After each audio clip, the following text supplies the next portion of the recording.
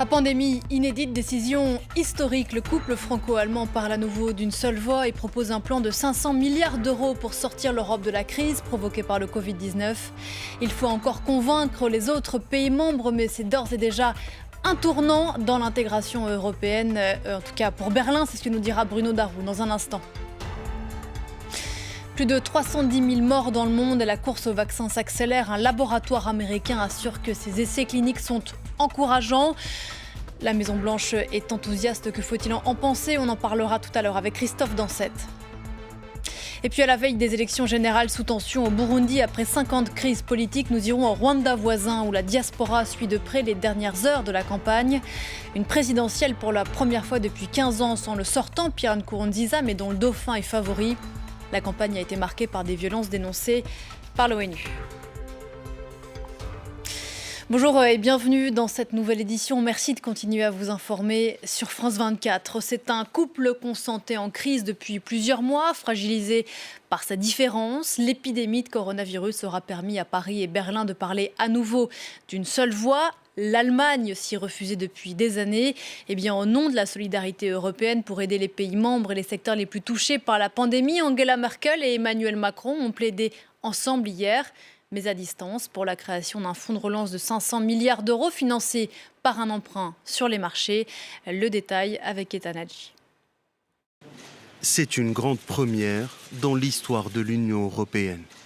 Pour surmonter la crise engendrée par la pandémie, Paris et Berlin s'accordent sur un plan de relance ambitieux, 500 milliards d'euros, financés par une dette commune des États européens. Une mutualisation de la dette qui jusqu'ici était impensable pour l'Allemagne. Il faut donc que ce fonds de relance apporte une contribution importante qui permette aux différents pays de l'Union européenne de réagir en fonction de leurs besoins. Pour cela, il faut un effort colossal et nous sommes prêts à le fournir du côté français et allemand. Une dette contractée par l'ensemble des pays membres, cet emprunt sera ensuite reversé dans le budget de l'UE avant d'être transféré vers les secteurs d'activité et les régions les plus touchés par la crise sanitaire et économique. Mais le couple franco-allemand l'assure, les pays qui auront le plus recours à ce fonds n'auront pas pour autant à rembourser une somme plus importante que les autres. Plusieurs secteurs devraient à terme tirer profit de ces investissements et en priorité l'écologie et la santé. Notre souhait, notre volonté ensemble est de doter l'Europe de compétences très concrètes en matière de santé et de nous engager ensemble. Des stocks communs de masques ou de tests, des capacités d'achat et de production communes ou coordonnées pour les traitements et les vaccins, des plans de prévention partagés des épidémies, des méthodes communes pour recenser et identifier les cas. Cette Europe de la santé n'a jamais existé, elle doit devenir notre priorité. Convaincre les pays adeptes d'une rigueur budgétaire comme l'Autriche et les Pays-Bas de soutenir ce plan de relance, c'est toute la difficulté à présent pour la France et l'Allemagne. La Commission européenne s'est réjouie de l'initiative. Sa présidente Ursula von der Leyen doit présenter son propre plan le 27 mai prochain pour la relance économique de l'UE. On vous retrouve Bruno Darroux pour aller plus loin. Bruno, il aura fallu cette épidémie pour rallumer la flamme d'un couple qu'on disait au bord de la rupture? Oui, c'est un couple au bord de la rupture et c'est pour ça que c'est quand même un jour important pour l'Europe, tout simplement parce que après des semaines, des mois de fonctionnement chaotique, de division, et pas simplement au sein du couple franco-allemand, mais plus généralement au sein de l'Union européenne, il y a eu aussi l'épreuve du Brexit. Et bien là, voilà une bonne nouvelle. Quand le couple franco-allemand fait une proposition de cette ampleur, c'est évidemment positif pour le projet européen. Alors, tout n'est pas gagné, ça a été dit, on va y revenir, mais quand même, la proposition franco-allemande prévoit donc un fonds de relance de 500 milliards d'euros. Et ce qu'il faut dire, Pauline, c'est que ce fonds vient s'ajouter au fonds d'urgence de 540 milliards d'euros qui a été décidé il y a quelques semaines. Donc au total, si tout se passe bien, ce serait un peu plus de 1000 milliards d'euros mobilisés par l'Europe, ce qui fait à peu près un peu plus de 6% quand même du budget global, du PIB global de l'Union européenne, ce qui évidemment n'est pas rien. Alors la nouveauté, c'est bien sûr que cet emprunt serait contracté et remboursé par l'Union européenne et cet argent serait versé, c'est important aussi, dans le budget communautaire et serait été attribué, Ethan Hadji vient de le dire, au secteur économique et aux régions les plus impactées par les 2 mois de confinement dont l'Europe se remet à peine. Alors l'idée, c'est bien sûr d'éviter une terrible récession sur le continent européen. L'avantage, c'est qu'à la différence d'un prêt classique, eh bien, un État de l'Union européenne qui aurait bénéficié d'une partie de ce fonds de relance n'aurait pas à rembourser lui-même cet argent, ce serait remboursé de manière globale par l'Europe. Et donc, pour le pays en question, ça ne viendrait pas augmenter son endettement. Voilà pour l'intention, Bruno, mais comme bien souvent, il faut savoir lire entre les lignes. Dans cette affaire, c'est Angela Merkel qui lâche plus d'une certaine façon qu'Emmanuel Macron. Ah oui, Pauline, le tournant dans cette affaire, il est bien plus allemand que français. Alors, quelle est la position d'Angela Merkel ? Eh bien, elle sort de cette crise du confinement bien plus forte politiquement que Emmanuel Macron, parce que la crise a été bien mieux gérée en Allemagne. Elle est aussi un peu en fin de course. Son règne, entre guillemets, sur l'Allemagne doit s'achever à l'automne 2021. Et peut-être qu'Angela Merkel, elle se dit que pour l'histoire, ce serait bien de faire une sortie européenne. Du coup, elle abandonne 2 tabous essentiels en Allemagne. D'abord, l'idée d'une dette mutualisée. Jusque-là, elle y était opposée.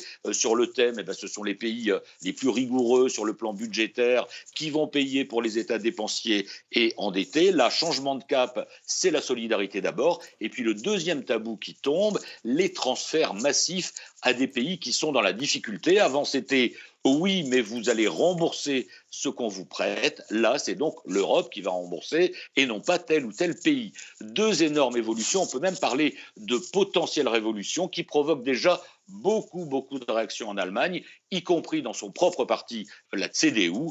Et puis, avec cette déclaration, elle lâche aussi les pays du Nord, comme les Pays-Bas, l'Autriche, la Suède ou encore le Danemark, qui étaient sur la même ligne que l'Allemagne. Et elle fait un pas vers les pays du Sud qui demandaient un tel effort depuis longtemps, la France, l'Espagne, l'Italie, le Portugal ou encore la Grèce. Alors attention, pour l'instant, c'est une proposition franco-allemande qui a été saluée par la présidente de la Commission européenne, mais il faut maintenant convaincre les 25 partenaires de Paris et Berlin, notamment ces pays du Nord. On retrouve là, Pauline, l'éternel paradoxe européen. Sans le couple franco-allemand, rien n'est impulsé. Sans la validation des 25, rien ne devient concret. On en reparlera donc. Merci beaucoup Bruno Darroux. C'est dans ce contexte que l'Organisation mondiale de la santé organise sa réunion annuelle, édition 2020, largement virtuelle évidemment pour cause de pandémie. Une assemblée en pleine tempête qui tente de préparer la suite, la distribution d'un futur vaccin contre le Covid-19, on va y revenir. Et puis une assemblée sous le feu nourri des critiques des États-Unis qui menacent à présent de suspendre définitivement leur participation à l'organisation. Donald Trump, dans une lettre, a donné 30 jours à l'OMS pour obtenir des résultats significatifs contre le Covid-19, faute de quoi il couperait les vivres. Donald Trump, très remonté contre l'OMS, bien plus convaincu en revanche par l'hydroxychloroquine, cet anti-paludéen vanté ici en France notamment par le professeur Raoult et dont l'efficacité contre le Covid-19 fait débat, c'est le moins qu'on puisse dire. Le président américain assure, lui, en prendre tous les jours. On l'écoute. J'entends des nouvelles incroyablement positives sur l'hydroxychloroquine. Et je dis, vous savez quoi ? Qu'est-ce qu'on a à perdre ? J'en prends depuis 1 semaine et demie. Oui, une pilule chaque jour.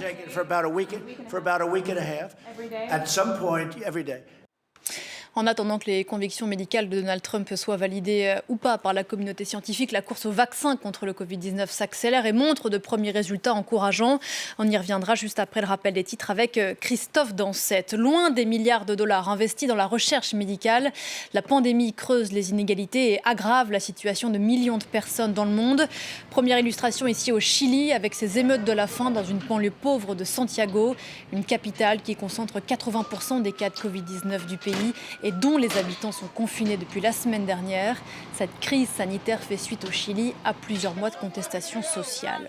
Autre pays, autre crise économique et sociale, le Liban, où la population vient d'être reconfinée pendant 4 jours pour tenter de contrer une épidémie qui avait repris de plus belle après quelques jours de liberté retrouvée pour les Libanais. On vous retrouve à Beyrouth, Sybille Rizk, bonjour. Merci beaucoup de nous rejoindre sur cette antenne. Vous êtes de l'ONG Koulouna Irada, une organisation civique pour la réforme politique. Déconfinement acte 2, donc au Liban, le Premier ministre libanais disait hier que ça nécessiterait plus de sacrifices et d'engagement collectif dans la situation qui est celle du Liban? Est-ce que c'est un discours que les Libanais peuvent entendre?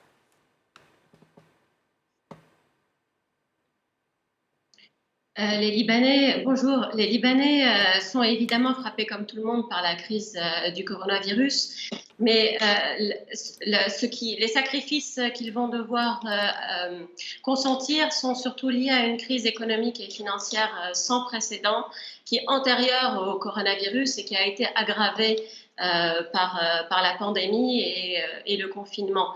Mais la crise en fait, le Liban est en état de choc. Il vit une situation de crise qui est latente depuis au moins 2 décennies. Mais cette crise s'était traduite par du chômage massif et de l'émigration massive. Mais elle était masquée par des entrées de capitaux qui maintenaient le système à flot et maintenaient une illusion de richesse. Ces entrées de capitaux étaient entretenues par un secteur, une politique monétaire très généreuse envers les Libanais de la diaspora qui envoyaient leur argent dans le pays. Aujourd'hui, ce système est en faillite.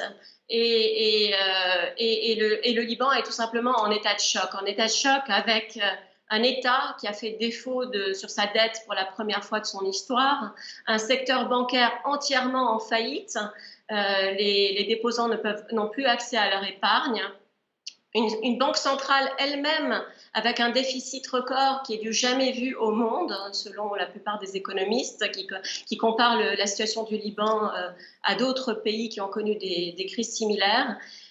Une monnaie, un taux de change qui est en chute libre. Et pour vous donner un ordre de grandeur de l'ampleur du choc, la contraction de l'économie est déjà d'environ 20%.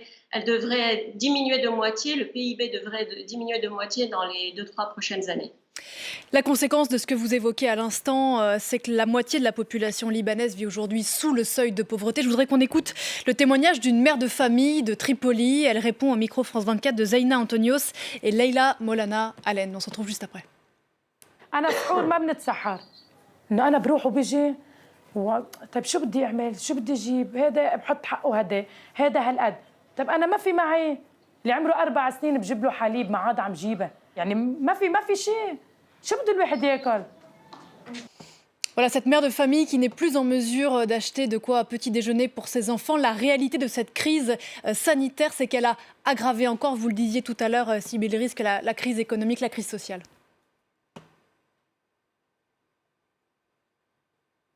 Oui, la crise se manifeste en premier lieu sur les plus défavorisés, bien entendu, sachant que le Liban est un des pays les plus inégalitaires au monde.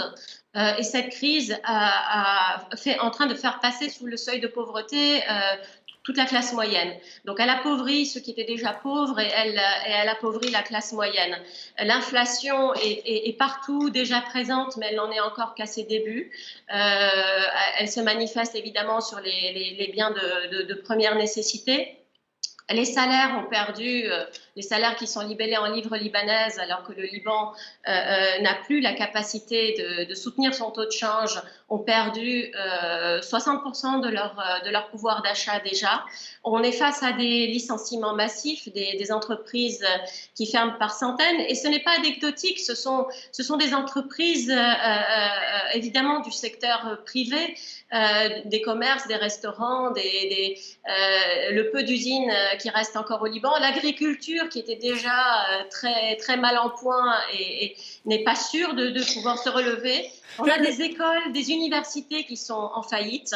Le constat est grave, on en parle très régulièrement sur cette antenne. Très rapidement, malheureusement, parce que le temps presse. Quel horizon y a-t-il aujourd'hui pour les Libanais ?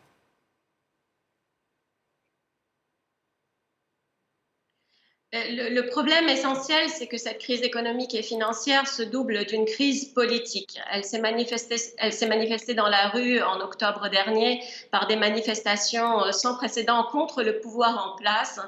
Malheureusement, le pouvoir en place est encore là. Alors, il est aujourd'hui engagé dans des négociations avec le Fonds monétaire international et les bailleurs étrangers, mais le gouvernement actuel n'a pas vraiment la confiance de la population, ni même celle des organisations internationales pour l'instant, et il n'a pas les mains libres. Nous sommes face à une crise de système, et il n'y a pas encore d'alternative crédible qui puisse remplacer le pouvoir actuel. Donc nous sommes dans une sorte d'impasse, et malheureusement, ce sont les citoyens qui en payent le prix. Et c'est ce pourquoi notamment se mobilise votre ONG. Merci beaucoup Sybille Rizk d'être intervenue ce matin sur cette antenne. On va prendre la direction à présent du Burundi. Demain, ce sont les élections générales sous tension. Les Burundais doivent élire leurs représentants locaux, régionaux, mais surtout leur président. Pour la première fois depuis 15 ans, le sortant Pierre Nkurunziza n'est pas candidat, mais son dauphin fait figure de favori. Une campagne suivie de près par les 10 000 réfugiés burundais qui vivent au Rwanda voisin depuis les violences de 2015 et se désespèrent de la situation dans leur pays. Antoine Desmoulins.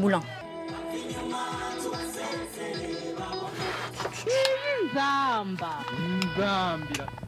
commission d'enquête de l'ONU sur le Burundi se dit préoccupée par la violence qui s'observe pendant la campagne pour les élections du 20 mai prochain. Patrick a fui son pays il y a 5 ans. Depuis l'étranger, il peut informer librement sur les dérives du pouvoir en place, une nécessité absolue selon lui. Si nous continuons à travailler, c'est parce qu'on a voulu résister effectivement à notre métier de journaliste. On n'a pas voulu abandonner, et même la population sur terrain qui nous informe via WhatsApp et qui sont très très fiers de notre travail parce qu'ils n'ont aucun autre canal de pouvoir s'informer. Depuis sa chambre médicalisée, Joseph suit sur Inzamba la campagne présidentielle dans son pays. Il a dû quitter le Burundi en 2015 après avoir été gravement battu par des hommes du parti au pouvoir, le CNDD-FDD. Tant que le système ne sera pas démantelé, le Burundi sera toujours sur le joug du CNDD-FDD. Les hommes peuvent changer, mais le système CNDD-FDD, c'est le même. Je ne peux pas miser sur le rentrée au Burundi, mais je mise sur la main du ciel. Brisé par les violences qu'il a subies, Joseph n'a aucun espoir dans les élections du 20 mai. Pour lui, le candidat du pouvoir, Évariste Ndayishimiye, va l'emporter. Pourtant, du côté des analystes internationaux, le ton est plus nuancé. Il y a un candidat avec la possibilité de mobiliser la population, c'est vraiment Agathon Rasa. Donc il a vraiment une bonne base dans le pays, mais il y a aussi beaucoup de gens qui sont prêts pour une alternance politique. Donc qui préfèrent un autre candidat qu'un candidat des CNDD-FDD. Mais de nombreux réfugiés burundais sont persuadés que le parti au pouvoir ne laissera aucune chance à l'opposition. La commission d'enquête de l'ONU sur le Burundi s'inquiète de possibles irrégularités dans le processus électoral. Si vous nous rejoignez sur cette antenne, je vous rappelle les principaux titres de ce mardi. À pandémie inédite, décision historique, le couple franco-allemand parle à nouveau d'une seule voix et propose un plan de 500 milliards d'euros pour sortir l'Europe de la crise provoquée par le Covid-19. Il faut encore convaincre les autres pays membres, mais c'est d'ores et déjà un tournant pour Berlin. Beaucoup moins de concorde en revanche entre Donald Trump et l'Organisation mondiale de la santé. Le président américain menace de suspendre définitivement le soutien financier de son pays à l'Organisation de Genève. Il accuse d'avoir très mal géré l'épidémie au profit de la Chine. Elle lui donne 30 jours pour faire des progrès significatifs contre la maladie. À ce propos, la course au vaccin s'accélère. Un laboratoire américain assure que ces essais cliniques sont encourageants. Que faut-il en penser? C'est la question sur laquelle on s'arrête tout de suite. Moderna Therapeutics a annoncé hier donc des résultats encourageants sur sa phase 1 d'essais cliniques sur un petit nombre de volontaires. Le régulateur américain donne son feu vert pour le lancement d'une phase 2. C'est le sujet de l'Info Écho avec vous, Christophe Dansette, aujourd'hui. Bonjour Christophe. Qu'est-ce que c'est que cette société, Christophe, qui fait la course en tête dans la recherche d'un vaccin ?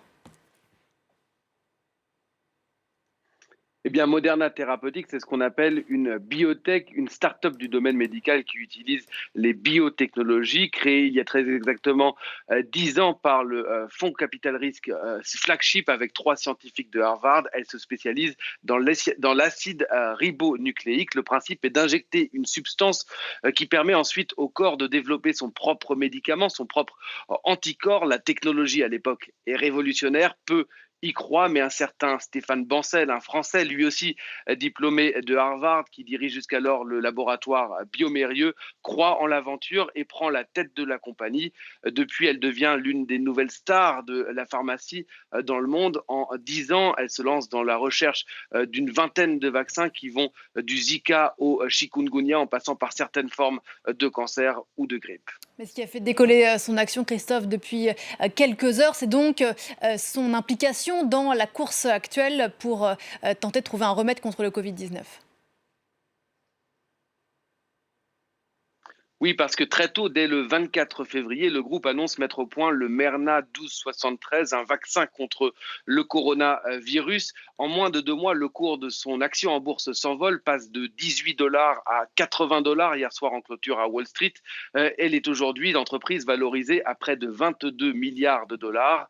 Pourtant, rien ne dit que cette recherche d'un vaccin aboutira et que Moderna sera réellement l'entreprise qui permettra à mettre au point le remède miracle et à lancer sa production.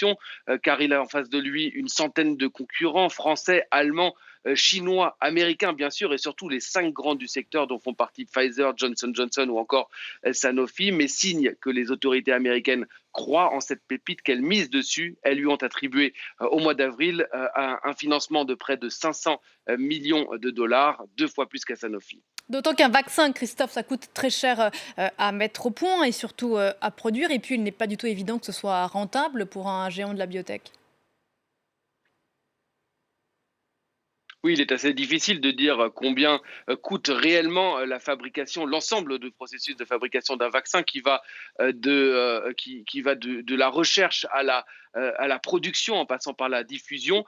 Il y a quelques jours, le secrétaire général de l'ONU, Antonio Guterres, l'évaluait à 35 milliards de dollars. Or, 35 milliards de dollars, c'est aussi ce que rapporte l'ensemble du secteur des vaccins à l'industrie pharmaceutique annuellement. 35 milliards de dollars, c'est finalement une broutille par rapport aux rentrées totales de cette industrie pharmaceutique, évaluée, elle, à 1200 milliards de dollars par an. Si on prend l'exemple de Sanofi, on sait que le médicament qui rapporte le plus au groupe, c'est un certain Doliprane, qui est véritablement le blockbuster de ce groupe français, et pas du tout le vaccin contre la dengue, le dernier mis au point par le groupe français, qui lui se vend plutôt très mal. Le pari financier de la recherche d'un vaccin est donc un pari risqué. La dengue, on en reparle dans un instant. Merci beaucoup Christophe et à demain. C'est l'heure de la revue de presse avec Hélène Frade. À la une précisément, l'alerte contre l'oubli des maladies infectieuses et parasitaires éclipsée par l'épidémie de coronavirus. Une tribune de l'ancienne compagne du journaliste saoudien assassiné Jamal Khashoggi et l'hommage de la presse à l'acteur français disparu Michel Piccoli. Hélène Frade donc. L'attention portée à la pandémie de Covid-19 relègue à l'arrière-plan la lutte contre des maladies frappant des populations non solvables, souvent privées de couverture sociale et d'accès à des services de santé de qualité. Le quotidien français L'Humanité cite des maladies telles que le VIH, le paludisme et la tuberculose. En fait, le nouveau coronavirus pourrait même faire davantage de victimes collatérales que de victimes directes, alerte le journal. D'après l'UNICEF, 6 000 enfants risquent de mourir chaque jour dans les 6 prochains mois, faute d'accès aux soins, à la prévention, aux vaccins et à l'alimentation. Ne pas oublier, voilà précisément la mission dont s'est investi Hatice Cengiz dans une tribune publiée par le quotidien britannique The Guardian, l'ancienne compagne de Jamal Khashoggi, ce journaliste saoudien assassiné au consulat de son pays à Istanbul en octobre 2018, s'oppose au possible rachat du club anglais Newcastle United par un consortium géré par l'Arabie Saoudite. Le régime saoudien a assassiné mon fiancé. On ne peut pas l'autoriser à racheter Newcastle United, accuse la jeune femme, en mettant en garde les dirigeants du foot britannique. MBS Mohamed Ben Salman tente de redorer son image. Si la Première Ligue l'y autorise, sa réputation sera ternie à jamais, je la cite. Les services de renseignement turcs et américains, on le rappelle, ont attribué la responsabilité de la mort, de l'assassinat de Jamal Khashoggi au prince héritier d'Arabie Saoudite. Toujours dans cette rubrique foot, quoique dans un tout autre registre, je vous invite à jeter un cil au New York Times qui fait état des excuses présentées par le FC Séoul, le club sud-coréen qui a eu l'étrange idée de disposer des poupées gonflables pour remplir ses gradins dégarnis. Huis clos oblige, évidemment, s'est dit sincèrement désolé d'avoir mis ses supporters mal à l'aise. Enfin, un mot de l'hommage de la presse française à l'acteur Michel Piccoli. Le géant du cinéma français est mort le 12 mai à 94 ans. Épris de Piccoli pour Libération, le comédien avait la normalité d'un bon oncle des familles et un charisme de prince calculateur, aussi génial dans la désinvolture que dans l'élan amoureux. Voilà, on trouve Hélène demain. À très vite sur l'antenne de France 24.